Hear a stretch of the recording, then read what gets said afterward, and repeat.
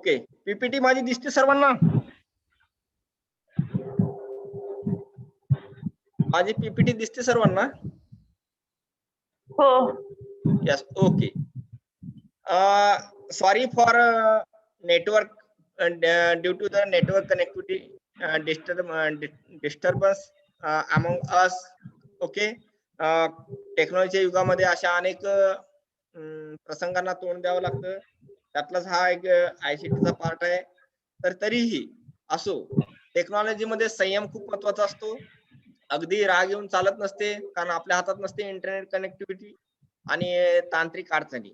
Okay, आपण शेवटच्या टप्प्यामध्ये आयसीटीच्या अँगलनं पाहत होतो. मला वाटते आयसीटीची डेफिनेशन ही तुम्हाला कळाली का? झाली का? ऐकायला आली होती का?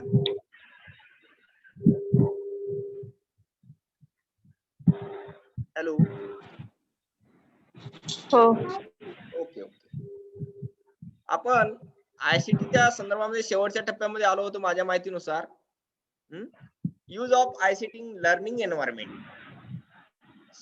लर्न करणे, टीचिंग अँड लर्निंग असे एज्युकेशनचे दोन पार्ट आहेत. शिकवणे आणि शिकणे. ओके, हे शिक्षण घेण्यासाठी, लर्निंग करण्यासाठी, लर्निंग कसं होत असते? आपण आपल्या मेंदूद्वारे हे आपण आपलं मन त्या ठिकाणी एका ठिकाणी स्थिर असलं पाहिजे, आपल्याला इच्छा असली पाहिजे. ओके, आपल्याला आवड असली पाहिजे, त्यासाठी वेळ काढला पाहिजे. अशा अनेक घटक त्या लर्निंग साठी महत्वपूर्ण असतात. आपल्याला त्या विषयावर काही चर्चा करायला नको, कारण भरपूर वेळ जाईल. पण या यूज ऑफ आयसीटीचा जो वापर आहे, आपण या लर्निंग मध्ये कसा करू शकतो आणि त्यासाठी कुठल्या प्रकारचे आपल्याला रिसोर्सेस, कुठल्या प्रकारची माहिती मदत करत असते. जसं की आपण पाहिलं की पारंपरिक लायब्ररीमध्ये तुम्हाला एक उदाहरण दिलं होतं की जर तुम्हाला एखादं बुक हवा असेल, एखादं जर्नल हवा असेल किंवा एखादं रीडिंग मटेरियल हवं असेल, तर त्या ठिकाणी तुम्ही सुद्धा 5 किलोमीटर अंतरावर आहे तुमचं गाव आणि तुमची लायब्ररी, तर त्यावेळेस तुम्हाला जाऊन त्या ठिकाणी प्रत्यक्ष पुस्तक घेण्याशिवाय दुसरा पर्याय नव्हता.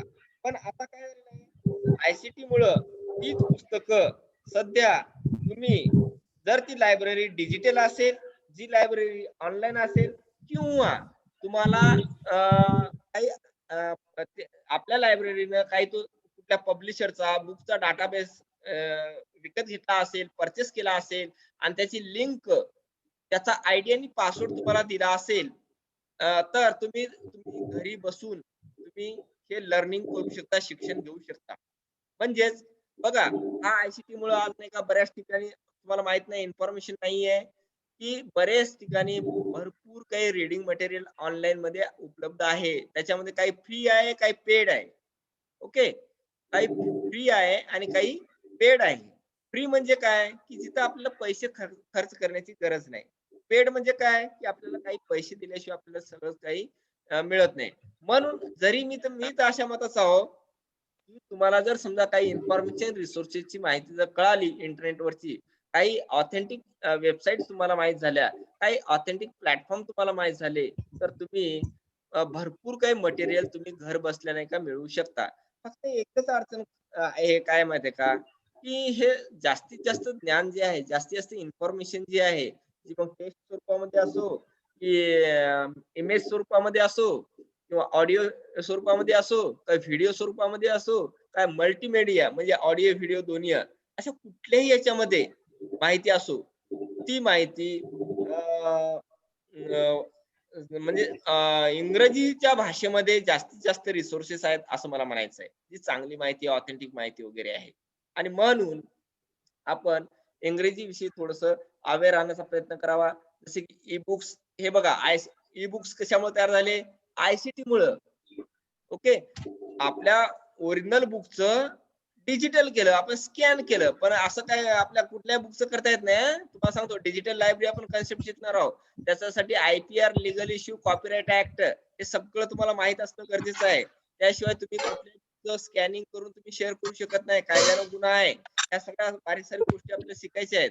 म्हणजे ई बुक्स असतील, ई जर्नल्स असतील. कोणाचा तरी आवाज येतो, प्लीज माईक त्यांचा ऑन आहे तो ऑफ ठेवा. ई मॅप्स आहे, ऑडिओ व्हिडिओ आहे, हे सगळी नाही का इन्फॉर्मेशन आपल्याला आयसीटी मुळे आज उपलब्ध झालेली आहे. फॉर कम्युनिकेटिंग विथ लर्नर्स आपण आपल्या विद्यार्थ्यांशी कसा संवाद साधू शकतो त्यासाठी वेगवेगळ्या प्रकारचे प्लॅटफॉर्म आहेत. जसे की झूम हे एक त्याचं उत्तम उदाहरण आहे. गुगल मीट हे त्याचं उत्तम उदाहरण आहे. Learning management system, okay, slide share example द्यायचं झालं तर. ओके. हे सुद्धा एक उत्तम उदाहरण आहे. Google क्लासरूम त्याच्या माध्यमातून तुम्ही नाही का, तुम्ही तुमच्या शिक्षकांशी एकमेकांशी कम्युनिकेट करू शकता. That is a learning management system platform. याच्याशिवाय तुम्ही WhatsAppचा, Twitterचा, Facebookचा, Skypeचा सुद्धा नाही का हे जे काही ते सोशल मीडिया आहेत. हे जे प्लॅटफॉर्म आहेत ना, सगळे सोशल मीडिया आहेत. YouTube, okay. ही सगळी नाही का आपण आपल्या लर्निंगसाठी, एज्युकेशनसाठी आपण वापरू शकतो. Application of ICT in library professional domain आपल्याला पाहायचं पर्टिक्युलरली की लायब्ररी ऑटोमेशन अँड नेटवर्किंग शिकतो आपण. मग हे शिकत असताना नेमकं काय शिकायचं? आपली पारंपरिक लायब्ररी आणि आधुनिक लायब्ररी. पारंपरिक लायब्ररी म्हणजे जी लायब्ररी ज्या लायब्ररीतली पुस्तकं, ज्या लायब्ररीची वाचनीय साहित्य, ज्या लायब्ररीतली अभ्यासाची साहित्य ही प्रिंट स्वरूपामध्ये असतात. ऑनलाईन स्वरूपामध्ये नसतात किंवा इलेक्ट्रॉनिक स्वरूपामध्ये नसतात. तर ते पुस्तक रूपात जे असतात ते कपाटामध्ये ठेवलेले असतात. अशी लायब्ररी म्हणजे पारंपरिक लायब्ररी. परंतु त्या लायब्ररीचं स्वरूप आपल्याला ऑटोमेटेड लायब्ररीमध्ये करायचं असेल, तर त्यासाठी मात्र आपल्याला इन्फॉर्मेशन अँड कम्युनिकेशन टेक्नॉलॉजीचा आधार घ्यावा लागतो. मदत घ्यावी लागते आणि तेव्हाच आपण नाही का ऑटोमेशन लायब्ररीचं करू शकतो. त्याच्या पुढची स्टेप आहे. जसं की तुम्हाला सांगितलं मी कालच्या लेक्चरमध्ये ऑफलाईन लेक्चरमध्ये सांगितलं होतं की NDL national digital library of India ही भारताची डिजिटल लायब्ररी आहे पूर्णपणे. ज्या ठिकाणी 58 करोड बुक आहेत आणि ते विशेषतः तुमच्या माहितीसाठी सांगतो पूर्णतः फ्री आहे. तुम्हाला फक्त तुमचा मेल आयडी आवश्यक आहे. तुम्हाला त्या ठिकाणी इन्फॉर्मेशन भरायची आहे. एकदा का इन्फॉर्मेशन भरली, की तुम्ही त्या ठिकाणी ॲक्सेस होऊ शकता आणि त्या ठिकाणी पूर्ण खजिना, ज्ञानाचा खजिना ज्याला म्हणता येईल, तो तुम्ही घर बसल्या नाही का ॲक्सेस करू शकता, डाउनलोड करू शकता, शेअर करू शकता, प्रिंट काढू शकता, व्हॉटएव्हर इट मे बी. त्याला म्हणायचं डिजिटल लायब्ररी. डिजिटल लायब्ररी पूर्णपणे नाही का व्हर्चुअल लायब्ररी असते. म्हणजे इंटरनेटच्या जगामध्ये असते, वेबच्या जगामध्ये असते. ती प्रत्यक्षामध्ये नसते. अशी चार भिंतीमध्ये ती लायब्ररी नसते. ती वॉललेस लायब्ररी असते. ती पेपरलेस लायब्ररी असते. म्हणजे पेपरवर नसते किंवा असे चार भिंती तिथं माणसं वगैरे असं सगळे ऑनलाईन बेसवर असते. सगळी ऑनलाईन, टोटल प्युअर ऑनलाईन. त्याला म्हणायचं डिजिटल लायब्ररी. ते आपल्या डिजिटल लायब्ररी शिकण्यासाठी आपल्या अभ्यासक्रमाला आपण डिस्पेस नावाचं सॉफ्टवेअर लावलेलं आहे आणि जर आपल्या लायब्ररीचं ऑटोमेशन करायचं असेल कम्प्युटरायझेशन तर त्यासाठी आपण सोल 2.0 हे सॉफ्टवेअर लावलेलं आहे. म्हणजे अशा पद्धतीनं आपण पारंपरिक लायब्ररीचं ऑटोमेटेड लायब्ररी, डिजिटल लायब्ररी अशा पद्धतीने आपण रूपांतर करू शकतो. कारण आज संपूर्ण जग हे आधुनिकीकरणाकडे जात आहे. आयसीटीच्या दिशेने जात आहे आणि अशा परिस्थितीमध्ये प्रत्येक जण, प्रत्येक क्षेत्र हे आयसीटी ओरिएंटेड जात असल्यामुळं त्या आयसीटी मधलं नॉलेज असणं गरजेचं आहे. त्याच्यासाठी काही आवश्यक बाबी असणं गरजेचं आहे. माहिती असणं गरजेचं आहे. काही स्किल येणं गरजेचं आहे. बघा, आपल्याला छोट्या-छोट्या गोष्टींची माहीत नसते आणि माहिती नसल्यामुळं आपण त्या ठिकाणी अडकून बसत असतो, अडखळत असतो. इव्हन दो मी सांगतो ना, तुम्ही म्हणता ना, मी तुम्हाला जनरलमध्ये थोडंसं एक एक्झाम्पल देतो, की बरेच जण नोकरीसाठी वेगवेगळ्या तऱ्हेनं एज्युकेशन घेत असतात. हे करू का, ते करू का, हे करू, ते करू का, त्याच्यातून जॉब मिळवायचा, याच्यातून जॉब मिळवायचा. मी असं म्हणेल, कुठल्याही क्षेत्रामध्ये जा, परंतु ज्या फील्डमध्ये तुम्ही जाल, त्या फील्डमध्ये अगदी मुळापर्यंत तुम्ही अभ्यास केला पाहिजे. त्यातले सगळे स्किल तुम्हाला आले पाहिजे. सगळ्या गोष्टी तुम्ही शिकल्या पाहिजे. तरच तुम्ही अशा पद्धतीनं नाही का जॉबसाठी फार भटकण्याची आवश्यकता नाहीये. थोडंसं त्याच्यामध्ये आपण डीपली घुसलं पाहिजे, थोडा वेळ दिला पाहिजे आणि तुम्हाला एक सांगतो आय-सी-टीमुळं आपल्याला नाही का सगळ्याच गोष्टी मिळतात घरबसल्या. परंतु काही गोष्टी ह्या तुम्हाला प्रॅक्टिकल मधूनच मिळत असतात आणि म्हणून मी सगळ्या विद्यार्थ्यांना विनंती आहे, जे विद्यार्थी अजूनही नाही का ऑफलाईन लेक्चरला येत नाहीत, त्यांनी थोडंसं त्यांचं लॉस होणार आहे. मला बऱ्याच गोष्टी कळणार नाहीत. त्यासाठी तुम्ही थोडंसं नियोजन करा, टाईमचं मॅनेजमेंट करा, घरचं प्लॅनिंग करा, घरच्यांना समजावून सांगा, तासभर मी जाऊन येतो आणि अशा पद्धतीनं तुम्ही थोडस यासाठी प्रयत्न करण्याचा येण्याचा प्रयत्न करा. अन्यथा तुम्हाला या ठिकाणी बऱ्याच याच्यासाठी मुकावं लागणार आहे. नाहीतर तुम्ही हे होऊ शकता, अ, काही गोष्टी शिकू शकणार नाही आणि मग ऐन वेळेला तुम्हाला परीक्षेला सुद्धा नाही का तोंड द्यावं लागेल. तुम्हाला असं वाटत असेल, की केवळ सर्टिफिकेट मिळवलं म्हणजे झालं, तसं नसते ते. परत इंटरव्ह्यूमध्ये तुम्हाला ज्यावेळेस प्रत्यक्ष जॉब करत असताना ह्या गोष्टी सगळ्या जमल्या पाहिजे. तुम्ही शिकल्या पाहिजेत. हे थेरॉटिकल विषय नाही. हा जो कोर्स आहे तो थेरॉटिकल खरंच नाहीये. जरी थेरी पेपर असले, तरी प्रत्येक थेरी पेपरमध्ये तुम्हाला प्रॅक्टिकल ओरिएंटेड काही गोष्टी येतात. ते नॉलेज, त्या बाबी तुम्ही ट्राय टू अंडरस्टँड, शिकून घेण्याचा प्रयत्न करा. वेळ द्या. निश्चितपणे तुम्हाला त्याचा फायदा होईल. ओके, आपण कम टू द पॉइंट.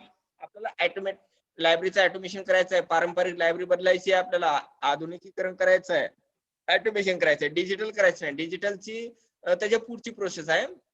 त्याच्यासाठी ती तुम्हाला मी अजून स्पर्श पण केला नाही. फक्त शब्द वापरतो. डिजिटल लायब्ररी म्हणजे काय तुम्हाला सांगितलं. पूर्णपणे सॉफ्टवेअरच्या माध्यमातून त्या ठिकाणी तुम्हाला लिंकवर उपलब्ध होणारी सगळे पुस्तकं फुल टेक्स्ट मध्ये, अगदी त्याचं एक टायटल नाही, काही नाही, तर सगळं अख्खं बुकला बुक, सगळं. मग ऑडिओ असेल, व्हिडिओ असेल, सगळे बुक असतील, जसे आपल्या लायब्ररीमध्ये येतात तसेच पूर्ण त्या लिंकवर, त्या वेबसाईटवर मिळणे म्हणजे, आणि अशा पद्धतीचा प्लॅटफॉर्म तयार करणं म्हणजे डिजिटल लायब्ररी आहे बघा. त्याला खूप मोठी प्रोसेस असते, परंतु सध्या जग त्या दिशेने जात आहे, होत आहे. म्हणून हे तुम्हाला कोर्सचा मी सांगतो ना, तुम्हाला जरूर फायदा होणार आहे. ज्या ज्या ठिकाणी डिजिटायझेशन करायचं आहे त्यासाठी, त्या ठिकाणी तुम्हाला नाही का, जे डिजिटल लायब्ररीचा ज्यांनी कोर्स केलेला आहे, ज्यांनी जे ऑटोमेशन आणि नेटवर्किंगचा कोर्स केलेला आहे, ते विद्यार्थीच त्या ठिकाणी घेतले जातात. कुणाला घेऊन चालणार नाही, कारण त्यातलं काही कळणार नाही.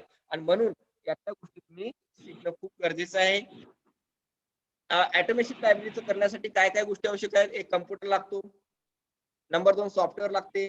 कम्प्युटर आहे पण सॉफ्टवेअर नाही, ऑटोमेशन करू शकत नाही. सॉफ्टवेअर आहे पण कम्प्युटर नाही, ऑटोमेशन करू शकत नाही. कारण कम्प्युटर दिलं, सॉफ्टवेअर त्याच्यामध्ये नको. बेसिक ऑपरेटिंग सिस्टम वेगळी आहे. पण ज्याच्या, बघा, सॉफ्टवेअरचे पण वेगवेगळे प्रकार आहेत. Application software, basic software. Okay. आता तुम्ही एक कम्प्युटर नवीन घेतलं, ऑलरेडी त्याच्यामध्ये बेसिक प्रोग्राम विंडोजचा असणं गरजेचं आहे. हा बेसिक सॉफ्टवेअर झाला. ऍप्लिकेशन सॉफ्टवेअर म्हणजे म्हणजे काय, तुम्हाला सोल मध्ये करायचं, सोल 2.0 त्या कम्प्युटरवर इन्स्टॉल करणं गरजेचं आहे. अशा पद्धतीनं तुम्हाला कम्प्युटर, सॉफ्टवेअर आणि बेसिक आयसीटी स्किल्स असणं गरजेचं आहे. काही कौशल्य असणं गरजेचं आहे. नसता तुमच्याकडे दोन्ही वस्तू दिल्या, सगळं दिलं, पण तुम्हाला त्यातलं काही माहितीच नाही. नेमकं काय करायचं हे माहिती नसेल, तर तुम्ही लायब्ररीचं ऑटोमेशन करू शकत नाही. हार्डवेअर लागते, त्याच्याशिवाय तुम्हाला काही गोष्टी, स्कॅनर वगैरे लागते.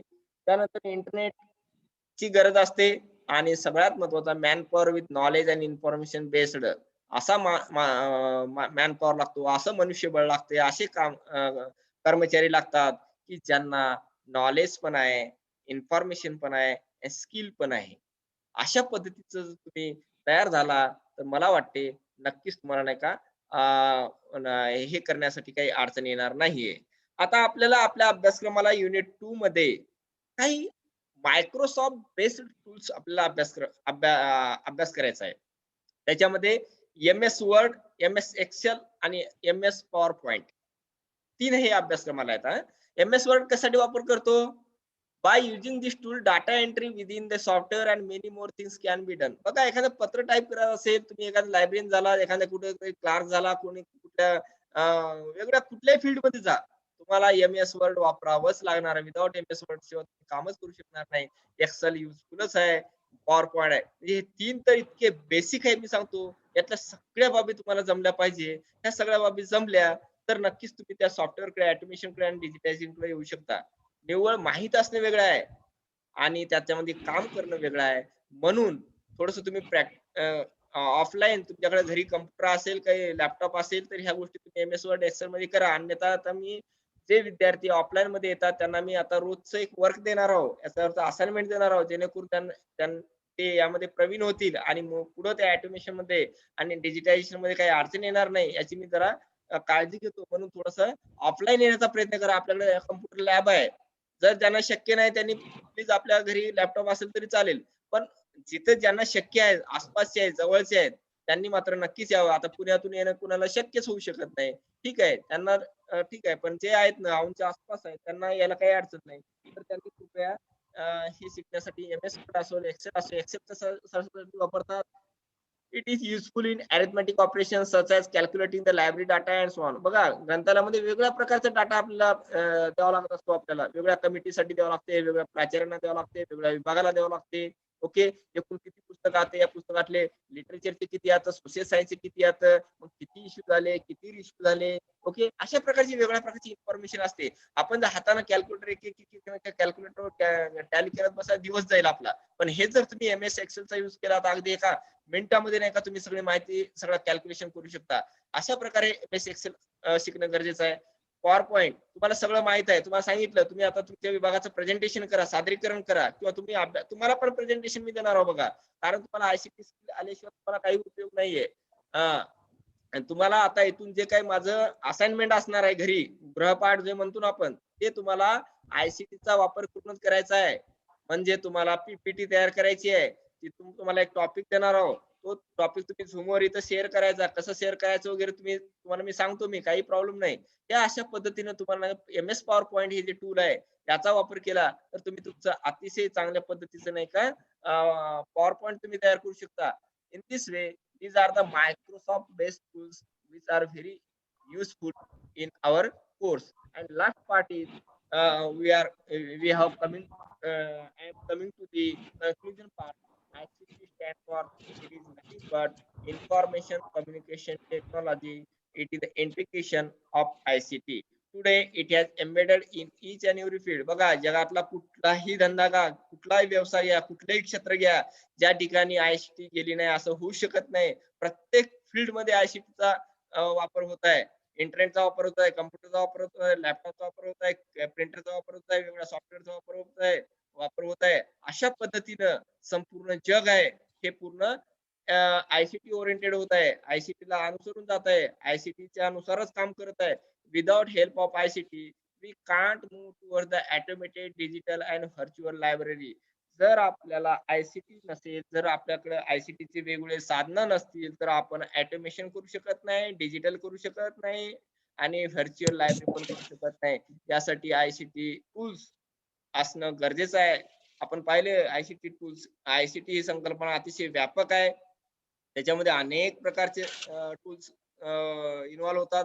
पण आपल्या ऑटोमेशनसाठी, आपल्या डिजिटलसाठी काही महत्त्वाचे जे महत्त्वपूर्ण आवश्यक आहे, तेवढंच आपण या ठिकाणी शिकणार आहोत. कारण सगळं शिकत गेलं तर तुम्हाला आयुष्य पण कमी पडणार आहे. त्यासाठी जे महत्त्वाचा भाग आहे, तोच आपण या ठिकाणी घेणार आहोत. ICT is a best broad term. We are going to learn here on the brief introduction of ICT and the use of Microsoft based tools in this paper.